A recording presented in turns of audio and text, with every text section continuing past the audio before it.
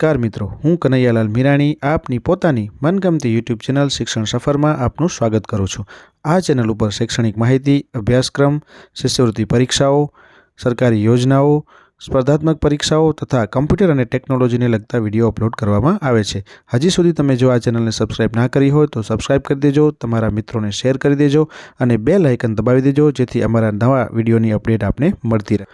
નમસ્કાર મિત્રો, આજે આપણે ગુજરાત પરીક્ષા બોર્ડ જે છે એના દ્વારા જે NMMSની પરીક્ષા જે લેવાની છે એની NMMSની પરીક્ષાની સંપૂર્ણ માહિતી જે છે એ આપણે આ વિડીયોમાં આજે લેવાના છીએ। એની જાહેરાત છે એ આવી ગઈ છે, જે તમે ઘણા લાંબા સમયથી રાહ જોતા હતા બધા જ આ જાહેરાત છે એ હવે આવી ગઈ છે। આ જાહેરાતની અંદર આજે આપણે આ વિડીયોમાં જોઈશું કે એની અંદર કોણ કોણ ફોર્મ ભરી શકે, કેવી રીતના કયા કયા ડોક્યુમેન્ટની જરૂર પડશે, એની ફીનું શું છે, આ બધી જ વસ્તુઓ છે, ફોર્મ ભરવાની છેલ્લી તારીખ કઈ છે, આ તમામ વિષય જે છે એ બધી જ બાબતો આપણે આ વિડીયોમાં જોઈશું। તો તમે જો હજી આ ચેનલને સબસ્ક્રાઈબ ના કરી હોય તો સબસ્ક્રાઈબ કરી દેજો અને સાથે સાથે તમારા મિત્રોને પણ આ વિડીયો શેર કરી દેજો, જેના કારણે એમને પણ જેને NMMSની પરીક્ષા આપવાની છે એ લોકોને આ સંપૂર્ણ માહિતી મળી રહે। તો તમે આ વિડીયો જે છે એ તમારા મિત્રો સાથે પણ શેર કરી દેજો। તો આપણે અહીંયા કને હવે આ વિડીયોની આપણે શરૂઆત કરી રહ્યા છીએ કે જેની અંદર તમને NMMSની સંપૂર્ણ વિગત જે છે, સંપૂર્ણ માહિતી છે એ આ વિડીયો ઉપરથી મળી રહેવાની છે। જો આ વિડીયો તમે એક વખત જોઈ લેશો તો NMMSની પરીક્ષાની અંદર તમને શું જરૂરિયાત પડે છે બધી જ વિગતો છે એ આપણે આની અંદર જોઈ શકીશું। તો ચલો આપણે જોઈએ છીએ કે અહીંયા કને કોણ આ ફોર્મ ભરી શકે। તો સૌથી પહેલી વાત આપણને કને આપેલી છે નોટિફિકેશનની અંદર કે આ જે છે એ સૌથી પહેલાં તો આની અંદર રાજ્યમાં જે નબળી આર્થિક પરિસ્થિતિ ધરાવતા હોય એવા બાળકો માટે આ શિષ્યવૃત્તિ એક યોજના છે અને આની અંદર તમારે આનું નામ આખું છે એ તમને ખબર હોવી જોઈએ, નેશનલ મીન્સ કમ મેરિટ સ્કોલરશિપ, જેને NMMSના નામથી આ યોજના જે છે એ શિક્ષણ મંત્રાલય દ્વારા અમલમાં મૂકવામાં આવી છે। અને આ યોજનાની જે પરીક્ષા હોય છે એ પરીક્ષા છે એ લેવામાં આવે છે અને એના દ્વારા એની અંદરથી તમને શિષ્યવૃત્તિ આપવામાં આવે છે। ધોરણ 8ની અંદર જે અભ્યાસ કરતા વિદ્યાર્થીઓ હોય એ આ પરીક્ષા આપી શકે છે, કે જે હાલમાં ધોરણ 8માં જે અભ્યાસ કરતા હોય એ લોકો જ આ પરીક્ષા આપી શકે છે। તો આ પરીક્ષા જે છે એ તમારે ધ્યાનમાં રાખીને આપવાની છે કે આ પરીક્ષા જે છે એ આગામી સમયમાં યોજવામાં આવે છે, હવે પછી આવશે। અને એના ફોર્મ જે છે, એના આવેદનપત્રો જે છે એ તમે અહીંયા વેબસાઇટ આપેલી છે કે www.seb.exam.org પરથી ભરી શકો છો। એની તારીખ જે છે, ફોર્મ ભરવાની તારીખ 20/2/2024થી શરૂઆત થઈ ગઈ છે અને 28/2/2024 સુધી આના ફોર્મ છે ઓનલાઈન ભરવામાં આવશે। તો ઓનલાઈન છે ભરવાના છે, એટલે દરેક વિદ્યાર્થીઓ ખાસ ધ્યાનમાં રાખી અને આ તારીખ જે છે એ ખાસ નોંધ કરી લે કે 20 તારીખથી શરૂ થઈ ગયા છે અને 28 તારીખ સુધી આ ફોર્મ ભરાશે। એટલે તમારે 28 તારીખ પહેલાં તમારું ફોર્મ ભરાઈ જવું જોઈએ, એ ખાસ ધ્યાનમાં રાખવાની છે। અહીંયા કને સંપૂર્ણ વિગત તમને કોષ્ટક દ્વારા સરસ રીતે આપેલી છે કે જાહેરનામું જે છે એ આનું 14/2/2024ના બહાર પડી ગયું છે। એની વેબસાઇટ પણ તમને અહીંયા કને આપેલી છે, ફરીથી હું રિપીટ કરું છું, SEBexam.org, અને એની તારીખ પણ ખાસ યાદ રાખજો, 20/2/2024થી 28/2/2024 સુધી ભરાશે। પરીક્ષાની ફોર્મની સાથે સાથે એની ફી પણ ભરવાની હોય છે, ફીનો સમયગાળો પણ એક દિવસ વધારાનો એટલે કે 20/2થી 29/2 સુધી છે। અને પરીક્ષાની તારીખ ખાસ નોંધ કરી લેજો, જે 7/4/2024 છે, એટલે કે ચોથા મહિનાની એપ્રિલ મહિનાની 7મી તારીખના આની પરીક્ષા છે એ યોજાવાની છે। તો તમારી પાસે અત્યારે સમય જે છે એ સમયના અનુસંધાનમાં તમારે તૈયારી કરવાની છે અને તૈયારી કરી અને પરીક્ષા તમે આપશો તો તમને એની અંદર સફળ થશો। અને જો તમે એની અંદર મેરિટમાં આવી ગયા તો તમને ખબર છે કે કેટલો લાભ મળશે, શિષ્યવૃત્તિ જે છે એ તમને મળવાપાત્ર છે। તો કેટલી શિષ્યવૃત્તિની રકમ છે ચલો આપણે જોઈએ અને કેવી રીતના એને ચૂકવવામાં આવે છે। તો શિષ્યવૃત્તિની રકમ જે છે એ પરીક્ષા બાદ જિલ્લાવાર કેટેગરી અને નિયત કોટામાં મેરિટ બનાવવામાં આવે છે અને આ જે મેરિટમાં જે વિદ્યાર્થીઓ આવે એને માસિક ₹1000 લેખે, એટલે કે દર મહિનાના 1000 રૂપિયા લેખે 12 મહિનાના 12000 રૂપિયા, આમ 4 વર્ષ સુધી આપવામાં આવશે। એટલે કે 12 ચોકને 48000 રૂપિયા ટોટલ છે એ આમાં મળવાપાત્ર છે। ફરીથી એક વખત રિપીટ કરું છું, મહિનાના 1000 રૂપિયા એટલે 12 મહિનાના 12000 રૂપિયા અને 4 વર્ષ સુધી એટલે કે 48000 રૂપિયા જે છે એ આની અંદર મળવાપાત્ર છે। અને આ જે છે આપણા ગુજરાત રાજ્યનો કુલ કોટા જે છે એ ખાસ તમે ધ્યાન રાખજો કે કુલ કોટા જે છે એ 5097 વિદ્યાર્થીઓ છે, એટલે કે અંદાજિત 5100 વિદ્યાર્થીઓને આ શિષ્યવૃત્તિ મળવાપાત્ર છે। આપણા રાજ્યનો જે કોટા છે ફાળવેલો છે આ યોજના અંતર્ગત, જે કોટા છે એ 5097 વિદ્યાર્થીઓને આ કોટા છે એ ફાળવેલો છે, એટલે એટલા વિદ્યાર્થીઓને મળશે। જિલ્લા વાઇઝ અલગ અલગ એનું મેરિટ બનશે અને એ મેરિટના આધારે આપવામાં આવશે। આ શિષ્યવૃત્તિની રકમ જે છે એ શિક્ષણ મંત્રાલય ની ગાઈડલાઈન અનુસાર જે આની અંદર પાત્રતા ધરાવતા એટલે કે મેરિટમાં આવતા વિદ્યાર્થીઓને આ પોર્ટલ ઉપરથી મળશે અને આ જે છે એ સીધું એના ખાતામાં જ વિદ્યાર્થીઓના ખાતામાં જ જમા થશે. એટલે એ પણ ખાસ તમારે ધ્યાનમાં રાખવાનું છે કે તમારું ખાતું છે એ પણ બરાબર હોવું જોઈએ. એટલે કે તમારા જે નામ છે સ્કૂલમાં જે નામ હોય છે એ સ્કૂલના નામ પ્રમાણે જ બેંકના ખાતામાં અને આધાર કાર્ડમાં નામ હોવું જોઈએ. આ વસ્તુને ખાસ ધ્યાનમાં રાખજો. ન હોય તો પહેલેથી કરાવી લેજો, જેના કારણે પાછળથી તમે મેરિટમાં આવો એના પછી આ પ્રોબ્લેમ ન થાય. એ ખાસ ધ્યાનમાં રાખવાનું. આ બેંકના ખાતામાં ડાયરેક્ટ જમા થાય છે અને એના કારણે થઈ અને સીધું તમારા બેંકના ખાતા સાથે તમારું આધાર કાર્ડ અને સ્કૂલનું જે નામ છે એ બધું જ એક સાથે એક સરખું હોવું જોઈએ. ચલો એના પછી આપણે બીજી વાત કરીએ કે વિદ્યાર્થીની લાયકાત શું હોય છે, કોણ આની અંદર ફોર્મ ભરી શકે. તો અત્યારે જે ચાલુ વર્ષમાં એટલે કે અત્યારે હાલમાં જે ધોરણ 8ની અંદર સરકારી શાળાઓમાં, લોકલ બોડી શાળાઓમાં, જિલ્લા પંચાયત, મહાનગરપાલિકા અથવા તો નગરપાલિકાની શાળાઓમાં એટલે કે કોઈ પણ સરકારી શાળામાં ભણતા હોય અથવા તો કોઈ ગ્રાન્ટેડ પ્રાથમિક શાળાઓમાં અભ્યાસ કરતા હોય એવા વિદ્યાર્થીઓ છે એ આ NMMSની પરીક્ષાઓ આપી શકે છે. એટલે અહીંયા એની ખાસ તમારે ધ્યાનમાં રાખવાનું કે સરકારી શાળામાં ભણતા હોય અથવા ગ્રાન્ટેડ શાળામાં ભણતા હોય એ લોકો આ પરીક્ષા છે એ આપી શકશે. આની અંદર તમારે ખાસ બીજું એક પણ ધ્યાન રાખવાનું છે કે કોણ પરીક્ષા આપી શકે. તો જેના ધોરણ 7ની અંદર 55% ગુણ હોય અથવા તો એના સમકક્ષ ગ્રેડ હોય, કારણ કે આપણને ખબર છે કે ધોરણ 7ની અંદર ગુણ કરતાં હવે ગ્રેડનું મહત્ત્વ વધારે છે, તો એના સમકક્ષ ગ્રેડ હોવો જોઈએ તો એ લોકો આપી શકે. સાથે અનુસૂચિત જાતિ અને જનજાતિના વિદ્યાર્થીઓ માટે અહીંયા કને 50% ગુણ જે છે અથવા તો ગ્રેડ છે એ આપેલો છે, એટલે કે એમને 5%ની રાહત આપેલી છે. જનરલ અને OBC માટે 55% અને SC અને ST કેટેગરી માટે છે એ 50% ગુણ છે એ તમને હોવા જોઈએ, તો જ આ તમે ભરી શકો. અહીંયા એક ખાસ નોંધ તમને આપેલી છે એ તમે ખાસ જો કે ખાનગી શાળાઓ છે જેની અંદર પ્રાઇવેટ શાળામાં ભણતા હોય અથવા તો કેન્દ્રીય વિદ્યાલય, જવાહર નવ વિદ્યાલય, આવા બધા જે છે કે જ્યાં કને રહેવા, જમવા અને અભ્યાસની સગવડ પૂરી પાડવામાં આવતી હોય તેવી કેન્દ્ર સરકારની સંસ્થાઓ દ્વારા ચાલતી નિવાસી શાળાના વિદ્યાર્થીઓ આ પરીક્ષામાં આવેદનપત્ર ભરી શકશે નહીં.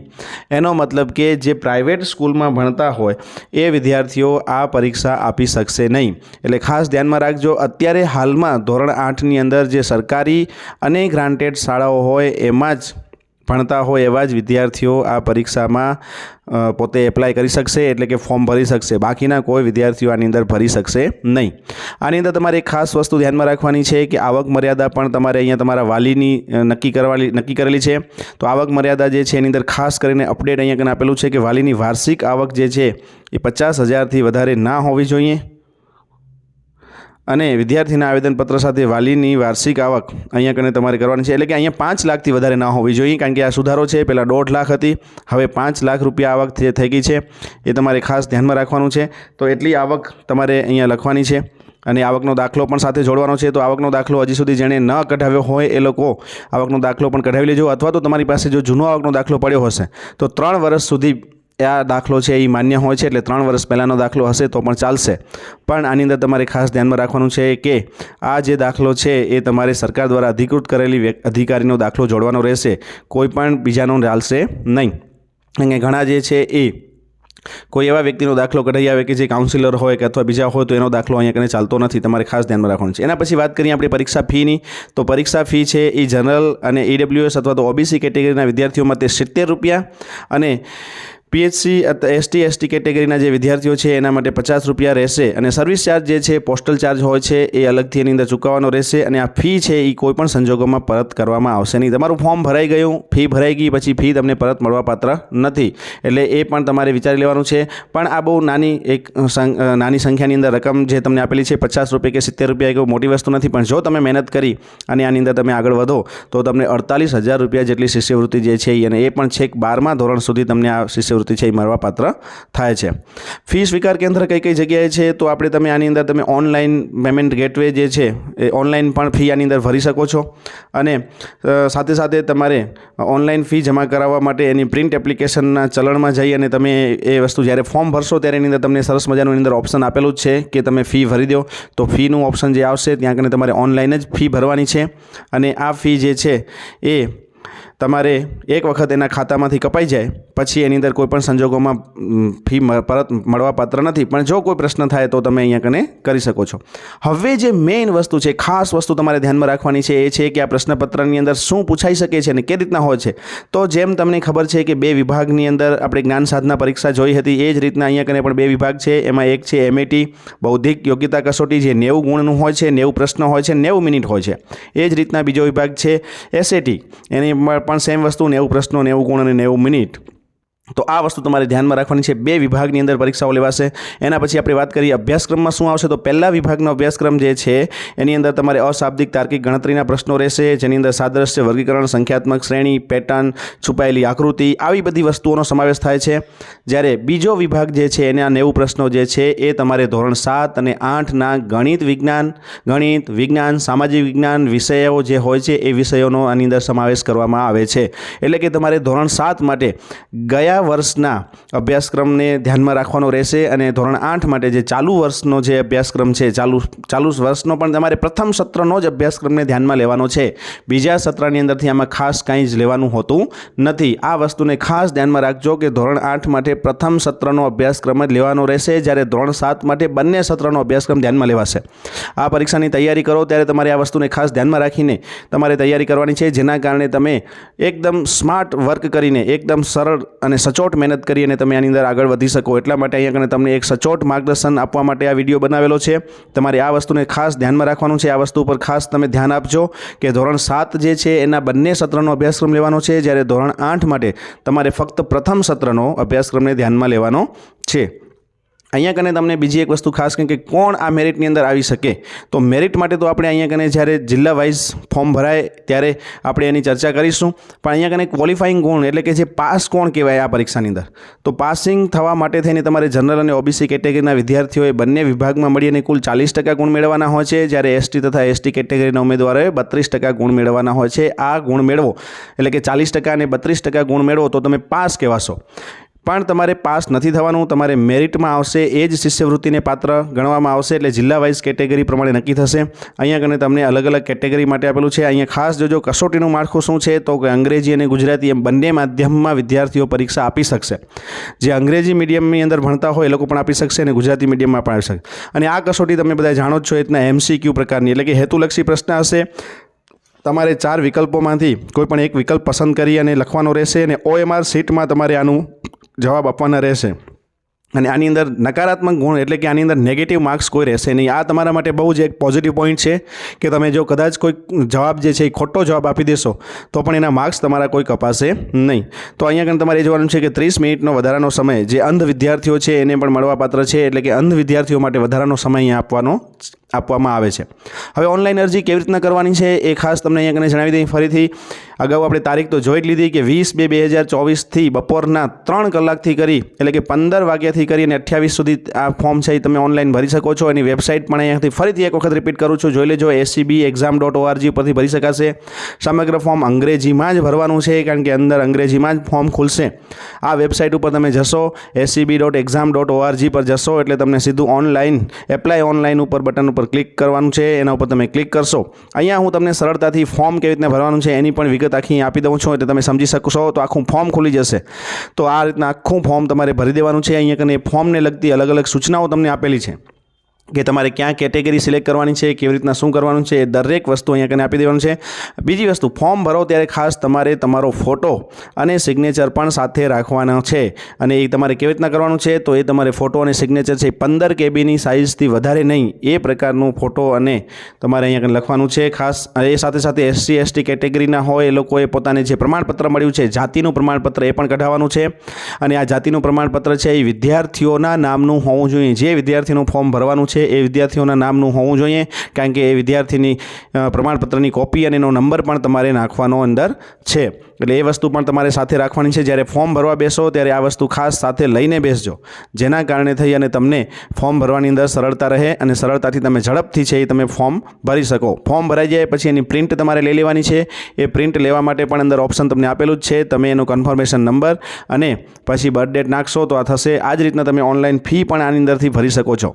અહીંયા એક ખાસ નોંધ તમને અહીંયા કને આપવામાં આવી છે કે ભારત સરકાર દ્વારા ચાલુ વર્ષથી આ જે NMMS યોજનાના લાભાર્થીઓ જે છે એનું આધાર કાર્ડ મુજબ નેશનલ નેશનલ સ્કોલરશિપ રજિસ્ટ્રેશન ફરજિયાત કરેલ હોય અને શાળાના યુડાએસ અને આધાર કાર્ડમાં નામ મિસમેચ હોવાના કિસ્સામાં વિદ્યાર્થીનું રજિસ્ટ્રેશન કરવામાં મુશ્કેલી ન થાય, તેથી વિદ્યાર્થીઓનું શાળાના યુડાએસનું નામ અને આધાર કાર્ડ મુજબનું નામ સમાન હોય તેની કાળજીપૂર્વક ચકાસણી કરી અને જ ઓનલાઈન ફોર્મ ભરવાનું રહેશે. મેં તમને અગાઉ કહ્યું એ પણ ખાસ ધ્યાનમાં રાખવાનું છે કે શાળામાં જે તમારું નામ ચાલતું હોય એ જ તમારા બેંક ખાતામાં હોવું જોઈએ અને એ જ તમારા આધાર કાર્ડની અંદર હોવું જોઈએ.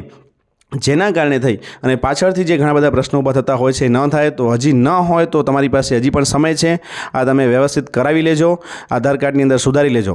કયા કયા તમારે પ્રમાણપત્રો અંદર જોડવાના રહેશે ઓનલાઈન ફોર્મ ભરેલા પછી? તો ઓનલાઈન એક ભરેલું ફોર્મની પ્રિન્ટ તમારે કાઢવી લેવાની છે. એ પ્રિન્ટની સાથે સાથે તમારે શું જોડવાનું છે? તો સૌથી પહેલી વસ્તુ ફી ભર્યું હોય એનું ચલણ અંદરથી પ્રિન્ટ નીકળશે એ લઈ લેવાનું છે. વિદ્યાર્થીના આધાર કાર્ડની કોપી લેવાની છે. આવકના દાખલાની પ્રમાણિત નકલ છે અને આ પ્રમાણિત નકલ જે છે એ તમારે કરાવી લેવાની છે. સાથે ધોરણ 7ની માર્કશીટ અથવા તો એને સમકક્ષ પુરાવો પણ તમારે જોડવાનો છે. જાતિ જો લાગુ પડતી હોય તો જાતિ અંગેના પ્રમાણપત્રની પણ પ્રમાણિત નકલ તમારે અંદર સાથે રાખવાની છે.